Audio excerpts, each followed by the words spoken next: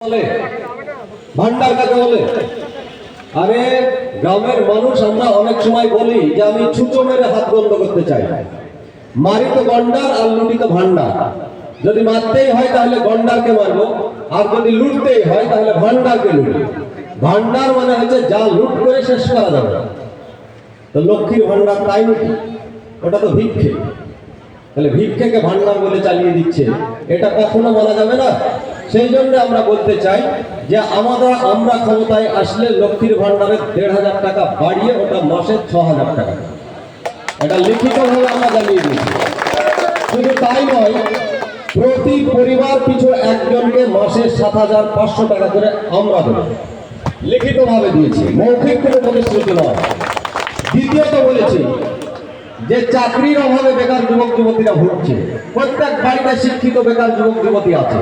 প্রত্যেক পরিবারে অন্তত একজনের পার্মানেন্ট চাকরি আমরা নিশ্চিত করব। ৩ নম্বর আমরা বলতে চাই যে এই যে কারেন্ট ছাড়া এখন কোনো কিছু চলে না, সে যতই আমি গরিব হই না কেন, এটার একটা ব্যবহার আমাদেরকে করতেই হয়। কিন্তু ইলেকট্রিকের বিল নিয়ে অভিযোগ নাই এমন কোনো মানুষ নাই। তাহলে সেই জায়গায় আমরা বলেছি যে ১০০ মিনিট পর্যন্ত আপনি যদি বিদ্যুৎ পোড়ান তাহলে সেটা সম্পূর্ণ মাফ, আপনাকে কোনো পয়সা দিতে হবে না। আর যদি ২০০ ইউনিট পর্যন্ত পোড়ান তাহলে সেটার দাম হবে হাফ, মানে অর্ধেক। ১০০ পর্যন্ত মাফ আর ২০০ পর্যন্ত হাফ। আমরা তারপরে ঘোষণা করেছি যে লক্ষ্মীর ভান্ডার দিয়ে মনে করছে যে কি ওরা মা বোনদের মাথা কিনে নিয়েছে, এই মা বোনেরা এখানে আমার ইয়াং ভাইরা যারা আছে তারা বুঝতে পারে না। এই যে গোষ্ঠী সেলফ হেল্প গ্রুপ, এটা এরা চালু করেনি, ওটা চালু করেছিল বামপন্থী ফ্রন্ট সরকার আমাদের সময়। সূর্যকান্ত মিশ্র যখন পঞ্চায়েত মন্ত্রী, আনিসুর রহমান যখন পঞ্চায়েত মন্ত্রী, সেই সময় আমরা শুরু করেছিলাম। তো তখন আমার গ্রামের মা বোনেরা সংসার চালানোর পরেও ১০ টাকা, ২০ টাকা, ৫০ টাকা করে স্বল্প সঞ্চয় করতেন, সেটা পোস্ট অফিসে, ব্যাংকে বা গ্রাম পঞ্চায়েত। সবাই জানেন যে গ্রাম পঞ্চায়েতের স্বাস্থ্য বলে একটা প্রকল্প ছিল। সেখানে তৎকালীন সময়ে আমি যদি ২০ টাকা জমা করতাম তাহলে সরকার আমার খাতাতে আরো ২০ টাকা জমা করে দিত। এখন বলেন যে আপনার বাড়ির মা বোনেরা কেউ ১০ টাকা, ২০ টাকা, ৫০ টাকা করে স্বল্প সঞ্চয় করে কোথাও?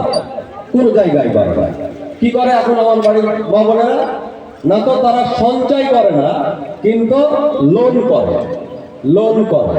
তাহলে কোন ব্যাংক থেকে লোন করে? এই যে সব ন্যাশনাল ব্যাংক দেখছেন, state bank, Punjab national bank, Baroda bank, এইসব ব্যাংক থেকে না। ওই সব ব্যাংকের ধাপিতে ওঠা আমাদের জন্য নিষিদ্ধ হয়ে গেছে, গরিব মানুষের জন্য নিষিদ্ধ হয়ে গেছে। হয়েছে তো? যে সিএসপি গুলো আছে নিচে, ওইখানে যান আপনারা। আর ওই ব্যাংকগুলো আপনাদের জন্য নয়, গরিব মানুষের জন্য নিচে আছে। আর গরিব মানুষকে লোন নিতে বাধ্য করছে সরকার। কার কাছ থেকে? সেটা হচ্ছে বন্ধন কোম্পানির কাছ থেকে, সেটা হচ্ছে শ্রীমা কোম্পানির কাছ থেকে। তো এই লোনটাকে অনেকেই বলেন যে বন্ধন লোন। তো বন্ধন লোনটা কেমন?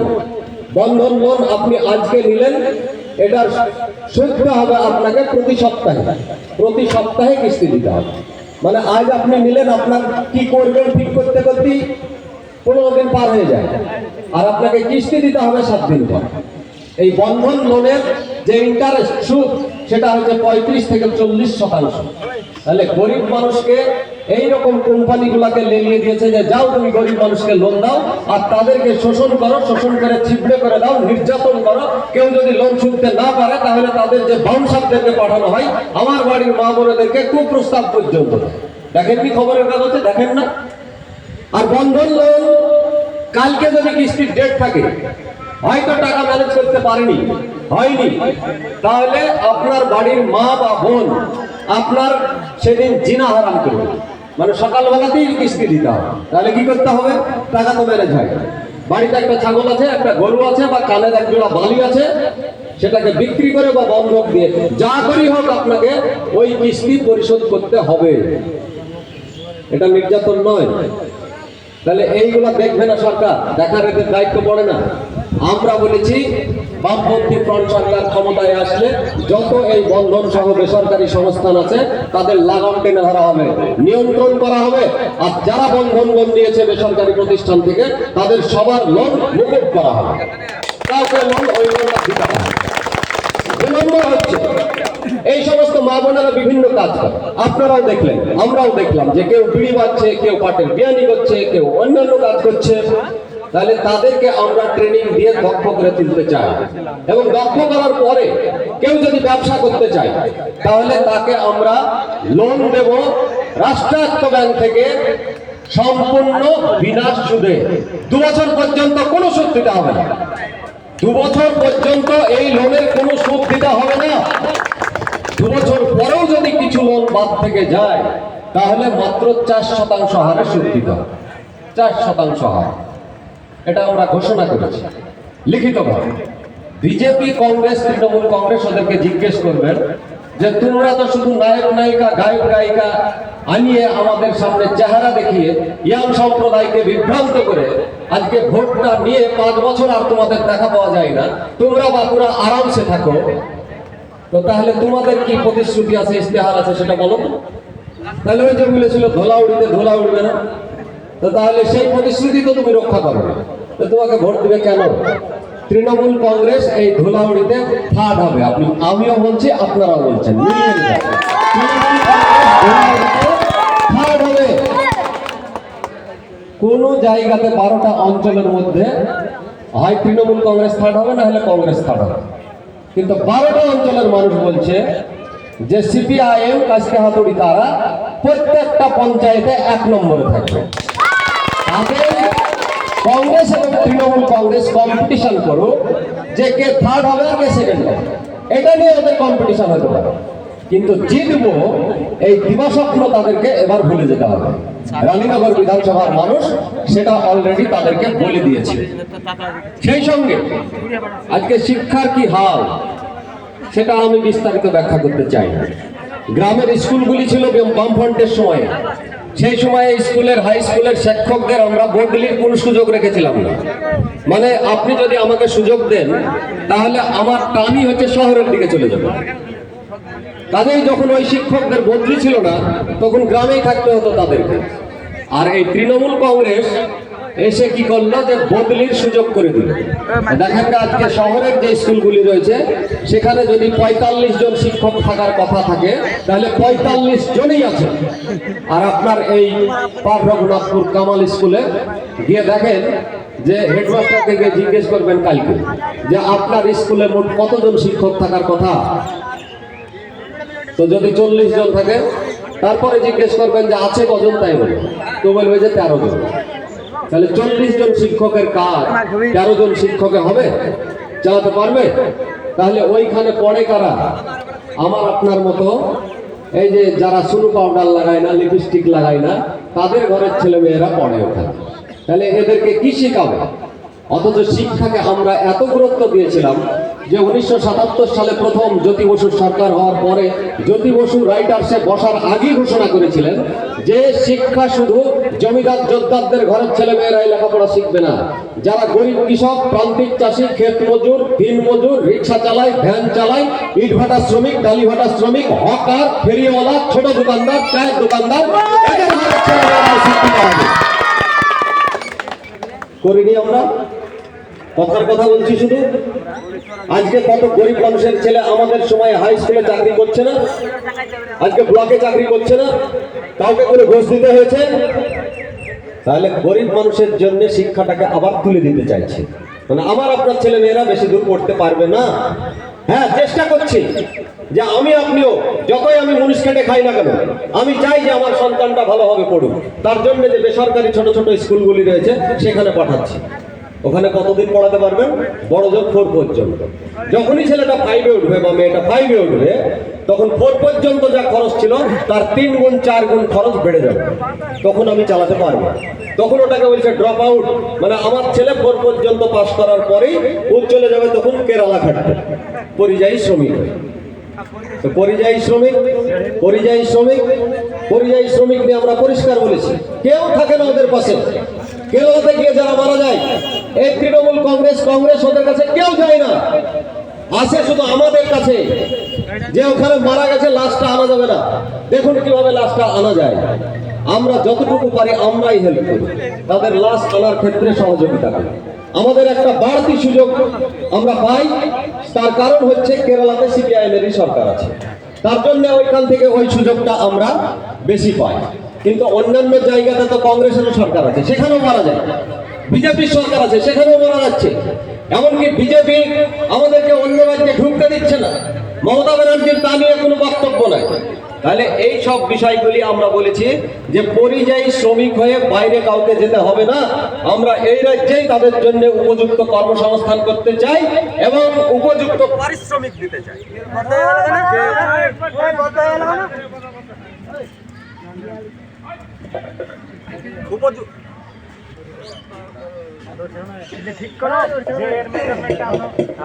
উপযুক্ত পারিশ্রমিক দিতে চাই।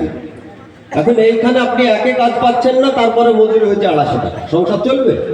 তো কেরালা কি করতে যায়? আনন্দ করতে যায় না বেড়াতে যায়? না কেরালাতে টাকা উড়ে বেড়ায়, ওখানে গেলি ধরে নিয়ে চলে আসে। আরে কেরালাতেও গতর খাটিয়ে ইনকাম করতে হয়, ওখানে সারাদিন পরিশ্রম করতে হয়, কিন্তু ওখানে কাজটা পাওয়া যায় 1 নম্বর, আর 2 নম্বর হচ্ছে উপযুক্ত পারিশ্রমিকটা পাওয়া যায়। তো জিজ্ঞেস করবেন যারা এখন ভোট চাইতে এসেছে যে তোমার রাজ্যে নাকি উন্নয়নের বন্যা বইছে, দিদি নাকি সব করে দিয়েছে, তো এখান থেকে পরিযায়ী শ্রমিক হয়ে অন্য রাজ্যে চলে যায় কেন এখানে? আমরা বলেছি এই যাওয়াটা আমরা বন্ধ করতে চাই, মানা করলে শুনবে না, তাদেরকে উপযুক্ত কাজ এবং পারিশ্রমিক দিতে হবে। তারপরেও যদি কেউ পরিযায়ী শ্রমিক হয়ে অন্য রাজ্যে যেতে চায়, তাদের আমরা রেজিস্ট্রেশন করাবো, তাদের যাতায়াতের যে খরচ সেই খরচ আমরা সরকারের পক্ষ থেকে দেবো, তারা যেখানে থাকবে সেখানেই তারা রেশন তুলতে পাবে, তারা ট্রিটমেন্টের সুযোগ সুবিধা পাবে এবং আরো যে অন্যান্য সুযোগ সুবিধা সবগুলি তারা পাবে। এটা সংগ্রহ করে নেবেন। আমরা কি কি করতে চাই তা বিস্তারিতভাবে আমাদের ইশতেহারে ঘোষণা করেছি। 2টো ইশতেহার আছে, এক হচ্ছে রাজ্যগত একটা ইশতেহার আছে বামফ্রন্টের, আর একটা দেখবেন যে বিধানসভাগতভাবে আমরা এই ইশতেহার ঘোষণা করেছি। কাজেই আমি আমার আলোচনা দীর্ঘায়িত করতে চাই না। অনেক মানুষ এসআইআরের নামে আজকে যন্ত্রণায় ভুগছেন, যাদের নাম ডিলিট হয়ে গেল। অনেকে বলছেন হয়তো ঠাট্টা মস্করা করে বা খেতে বলছেন যে ভালোই হবে, আমার নাম ডিলিট হয়ে গেছে, জেলখানায় যাবো আর বসে বসে খাবো। তো আমি তাকে বলিনি, তাদেরকে বলিনি, মানে আমরা ভাবলাম যে যদি এটাও হতো তাহলেও অনেকটা ভালো হতো, কিন্তু ডিলিট হয়ে যাওয়া তাদেরকে জেলখানায় নিয়ে যাওয়া হবে। তাদের থাকার জন্য আলাদা একটা জায়গা আছে, সেই জায়গাটার নাম কি জানেন? আমাদের ডিটেনশন ক্যাম্প। আমাদের মমতা ব্যানার্জি আর মোদি দুজনে মিলে ওটার নাম দিয়েছে ডিটেনশন ক্যাম্প। সেটা হচ্ছে রাজারহাট নিউ টাউনে অলরেডি তৈরি হয়ে গেছে। আর পৃথিবীর একজন কুখ্যাত স্বৈর শাসক, তার নাম ছিল হিটলার, সে ছিল জার্মানির, সেও জার্মানির কিছু গরিব মানুষকে দেখতে পারত না, তার জন্য ওদেরকে বেছে আলাদা করেছিল, তাদেরকে এক জায়গায় রাখতো, ওটার সে নাম দিয়েছিল কনসেন্ট্রেশন ক্যাম্প। ওটা ছিল কনসেন্ট্রেশন ক্যাম্প, আর এরা নাম দিয়েছে ডিটেনশন ক্যাম্প। ডিটেনশন ক্যাম্পে মানুষকে অত্যাচার করে তিলে তিলে মেরে ফেলা হয়, মানে আপনাকে নিয়মিত খাবার দেওয়া হবে না, স্নান করানো হবে না, অসুখ হলে রোগ দেখানো হবে না, আত্মীয় পরিবারের সঙ্গে কাউকে দেখা করতে দেওয়া হবে না, যখন মারা যাবে হয়তো লাশটাও আপনার হাতে দেওয়া হবে। কাজেই মমতা ব্যানার্জি কিছু জানে না, নাম কিভাবে ডিলিট হয়ে গেল ওর কোনো দোষ নাই, দোষ হচ্ছে সব বিজেপি আর হচ্ছে নির্বাচন কমিশন। মানে বিজেপি বলছে নির্বাচন কমিশনের দোষ, আর মমতা বলছে বিজেপির দোষ। আসলে একটা জিনিস শুনে রাখুন, বিস্তারিত ব্যাখ্যা করতে চাই। এই পশ্চিম বাংলায় এবং রানীনগর বিধানসভায় যাদের নাম ডিলিট হয়েছে, এর জন্য 1 নম্বর দায়ী, মুখ্যত দায়ী, সেটা হচ্ছে তৃণমূল কংগ্রেস, তার মুখ্যমন্ত্রী মমতা ব্যানার্জি এবং তার ভাইপো অভিষেক ব্যানার্জি। তারা যে লিস্ট নির্বাচন কমিশনের জ্ঞানেশ কুমারের কাছে তুলে দিয়েছে, সেই অনুযায়ী এই নামকে কেটে বাদ দেওয়া হয়েছে, সেই নামকে কেটে বাদ দেওয়া হয়েছে। আরে ভোটে দাঁড়াবে বলে জাকির হোসেন সহ অন্যান্য জায়গাতে যে সমস্ত নেতারা ছিল তাদের নামও শিলছাপ্পা মারা ছিল, তাদের নাম অত তাড়াতাড়ি কিভাবে উঠে গেল? আর তারপরেও নাম ডিলিট থেকে যায়। একটা কথা শুনে রাখুন যে এই এসআইআর শুধু 2026-এ হয়েছে এমন নয়, 2002 সালেও হয়েছিল। তো 2002 সালে মুখ্যমন্ত্রী কে ছিল? বুদ্ধদেব ভট্টাচার্য, মানে আমাদের মুখ্যমন্ত্রী ছিল।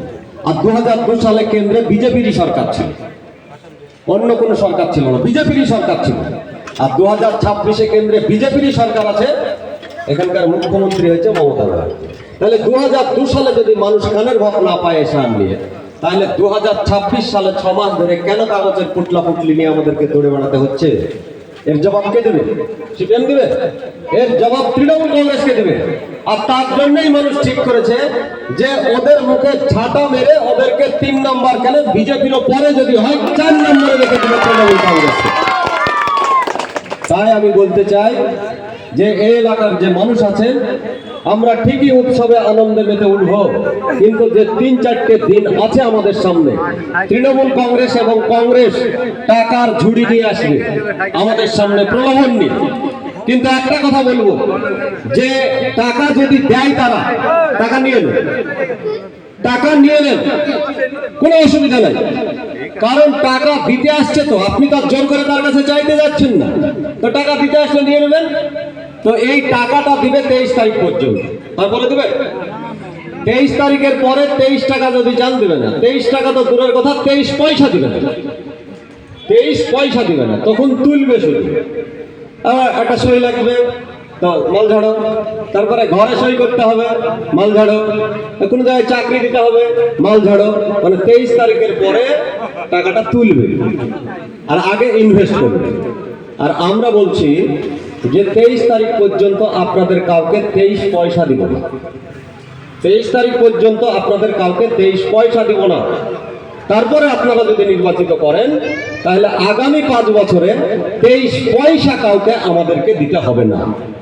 যদি এটা প্রমাণ করতে পারেন, তাহলে তার বিচার আমার পার্টি করবে, আপনারা করবেন।